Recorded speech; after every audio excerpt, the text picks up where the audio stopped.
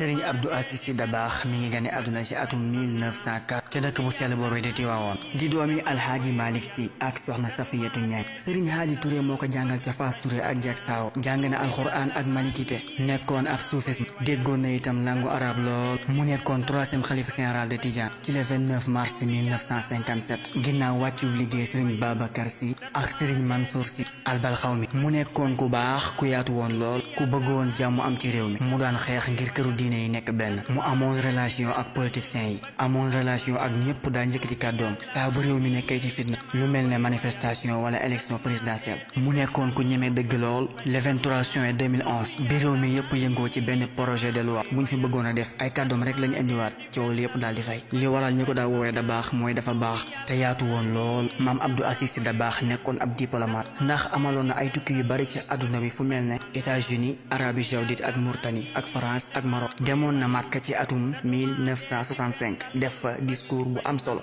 moom baykat bu mag bi jàmbaar ci lool bañ jox ko ci ab médaille ci atum 1955 dénkaane maam Mansour Sy radiyallahu taala anhu jëm ci rakkam jii di sëñ Abdou Aziz Sy Dabakh radiyallahu taala anhu nee na ko Abdou Aziz abal ma sa xol ma dénk la loo xam ne boo ci nekkee di nga mucc nee na ko Abdou soo bëggee mucc xoolal sa kanam bul xool ayib bi kenn say ayib bopp na la doy Abdou fexeel nga yemale ki am ak ki ñàkk Abdou fexeel ba sooy jug di dem na la yiwu yàlla yëkkati te ku la gis ngay dox na la naw Abdou jokkal ku la jokku jàppal ku la bàyyi bul tontu kuy jël lu ñaaw di ko teg sa der Abdou ku la tooñ wala mu def la lu ñaaw Abdou maa ngi lay dénk muñ jéggale ak jëlale ak rafetal ku gis dénkaane yi xam ne góor gi yi yëpp moo ngi woon ci moom ñun itam yàlla nu buur dimbale ba nu mën koo roy lu baax du baax ba weesu baax waaye sëñ Abdou Aziz Sy Dabakh moo weesu baax sëriñ Abdou Aziz Sy Dabakh mi ngi wàccu liggéey ci le 14 septembre 1997 def na lu toll ci ñeent fukki at ci xalifa général de Tidiane sëriñ Abdou Aziz Sy Dabakh yàlla nu ko buur doolee fayal